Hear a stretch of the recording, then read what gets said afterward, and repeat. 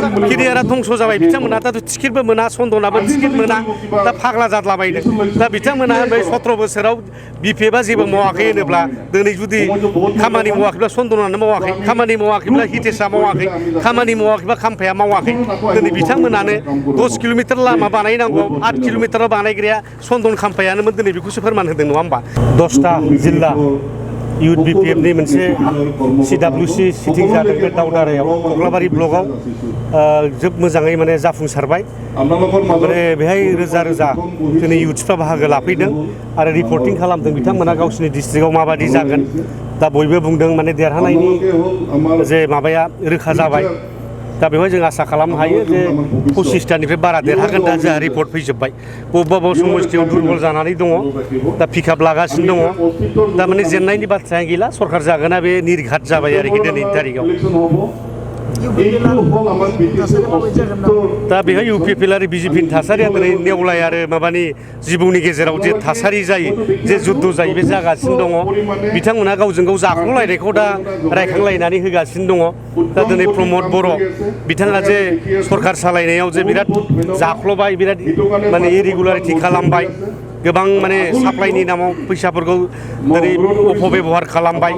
दिनै माने 500 थाखानि लेखाखौ 15,000आव बायनाय आरो बेबादिनो माने टेन्डार गैयै साप्लाइ होनाय एग्रिकालचार डिपार्टमेन्टआव दा जोंनि आखायाव तथ्य दङ बिटिसिनि बाहेरानि मानसिफोरनो टेन्डार होनाय दिनै ट्रेक्टर साप्लाइआ गासिबो गुवाहाटीनि मोनजोबदों सोरबा नुपुर साहानि नामाव 150 कोटि थाखानि साप्लाइ होदों दिनै साख्रि बाख्रिनि इन्टारभिउ लाबाय थायो रिजाल्टआ गैया दा माब्ला रिजाल्ट होगोन दा बेबादिनो बिटिसिनि इउथ्सफोरखौ बिथांमोना दिनै धंस खालामबाय आरो दिनै आलादा रायजोनि दाबिखौबो बिथांमोना दिल्लीयाव फाननानै फैबाय आरो दा नै जेबो गैला दा दिनै माने साफ्रोमबो इन्टेलेक्सुयेलफ्रा बुजिबाय प्रमद बर'जों जेबो जाला दा बेखायनो मोनसे सोलायनायखौ लुबैफिनदों जे बिटिसिखौ जों बोखांफिननांगोन बिटिसिखौ जों बासायनांगोन बिटिसिनि हा हुखौ बासायनांगोन बिटिसिनि सेंग्रा सिख्लाफोरखौ जों बासायनांगोन बिटिसिनि जोङो माने आइजोफोरखौ बासायनांगोन दा बिनि थाखायनो मोनसे थौ फैदों जे जोंनो बिपिएफखौ नांगौ दा ओंखायनो जेरावबो जयनिं दा दिनै इउपिपिएलनि नाम गुन थानाय नंला बे मोनसे परिबेस जाबाय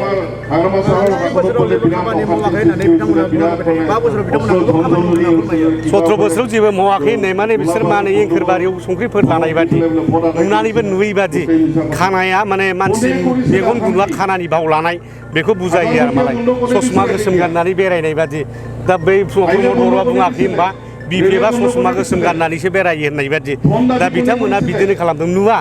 दिनै बिथांमोना मिटिं खालामबाय थायो कालचारेल कमप्लेक्सआव बे सोर बानायनाय बड'लेण्ड इउनिभारसिटियाव बिथांमोना मिटिं खालामबाय थायो बे सोर बानायनाय दा जेराव हाग्रामा महिलारि बानायदों दिनै बिथांमोना मिटिं खालामो बिटिसि सेक्रेटारियेटखौ सोर बानायदों दिनै क'क्राझार कलेजखौ दिनै गभर्नमेन्ट कलेज खालामबाय बिनि उनाव आपग्रेड बड'लेण्ड माबा दिनै क'क्राझार इउनिभारसिटि जाबाय भाइस चेन्सेलर हरबाय बे सोरनि थाखाय जादों दा बेफोर गासिबो बिथांमोना माने अनला खारि वागान थायिनि बाथ्रा बिथांमोना बुंबाय थायो आरो मालाय শান্তিৰ কাৰণে আমাৰ ভাৰতবৰ্ষৰ আগতে গৈছে তাৰ স্বয়ং মই প্ৰমাণ আছে 7 বছৰ গুবুননি বাহিৰ এনডিপি সিস্টেমৰ নানা ব্যক্তিগত হল আমাৰ ভাৰতবৰ্ষ दा बिथांमोना सोर बाहेरानि मानसिनो कन्ट्रेक्टार होदों सोर बिटिसिनि सिंनि मानसिफोरनो कन्ट्रेक्टार होदों बेखौ बिथांमोननि सिस्टेमानो खोन्थागासिनो दं जोंनि आखायाव तथ्य दंजोबो एग्रिकालचार डिपार्टमेन्टनिखौ मालायनो होनाय माने इरिगेसन डिपार्टमेन्टनि 100 कोटिनि बारा खामानिखौ बिटिसिनि बाहेरानि मानसिफोरनो होनाय बे बिटिसिनि बे कुवारिफोर दिनै उदालगुरि जिल्लानि तामुलपुरनि बे कुवारिफ्रा गासिबो सोरबा गुजरातनि सोरबा माने गुवाहाटीनि तिनसुकियानि मानसिफ्रा दिनै लानानै दंजोबो जोंनि क'क्राझारनि माने चिरांनि दैनि कुवारि फरेस्टनि दिनै माखासे बुस्थुफ्रा गासिबो मालायनि आखायाव थांजोब्बाय दा बहा बिटिसि दंबावो दा बे जाबाय आरो मालाय दा ओंखायनो बिथांमोना 17 बोसोराव दिनै मा मावदों 5 बोसोराव मा मावदों बिदि रुजुनो हानायनि दिनै खेमथायानो गैया बिथांमोना दा लाजिनो रोङा खिग्रा मानसिया लाजिया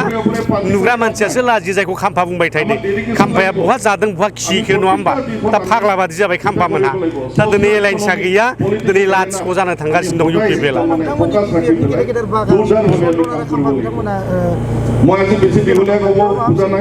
जेबो खहा जायाखै बरंसो दिनै सेंग्राफ्रा मोजांसो मोनदों दिनै पेरेन्टस बडिनि मानसिफ्रा मोजां मोनदों मानोना बिसोरो बिराद मोनसे बारमोन बिथांमोना जोंनि इयुथ्सखौ सुबिदा होआमोन बिपिएफआव इयुथ्सफ्रा खामानि गैयामोन बिसोर सानै मानसिफोर थानायनि थाखायनो केरियारा धंस जाबाय बिथांमोना दा टिकेटबो मोना सन्दनाबो टिकेट मोना दा फाग्ला जाद्लाबायदों दा बिथांमोना बे 17 बोसोराव बिपिएफआ जेबो मावाखै होनोब्ला दिनै जुदि खामानि मावाखैब्ला सन्दनानो मावाखै खामानि मावाखैब्ला हितेशआ मावाखै खामानि मावाखैब्ला खाम्फाया मावाखै दिनै बिथांमोनानो 10 किल'मिटार लामा बानायनांगौ 8 किल'मिटाराव बानायग्राया सन्दन खाम्फायानोमोन दिनै बेखौसो फोरमान होदों नङा होमबा बिपिएफआव बिदि जाखर लेथाफोर थानायखायनो बदनाम मोनदोंमोन दा बेबादि रावबो गैला जों एखेबारे माने गुन्दै सालिनाय बादि एखे हालदै सालिनाय बादि सालिख'नानै दा रग' नेथाफ्रा बिपिएफआव दंजोबो बे गेसाव नेथाफ्रा थांजोब्बाय आलु गेसाव जुदि बस्थायाव थायो बे सेवफालांजोबो होननाय बादि दा जोंहा माने गासिबो रग' दंजोबो आरो मालाय दा बिथांमोना जेबो खालामनो हाया बिपिएफआ सरखार दागोन जों सेंग्रा सिख्लाफोरनि खामानि मावगोन जों मोनबा गेरेन्टि होदों बयबो मिथिखागौ जों जेरैखि जाया खामानि मावगोन इयुथ्सफ्रा साख्रि मोनगोन बाहेरानि मानसिनो साख्रि होआ जोङो लाइमोनफोरनो दिनै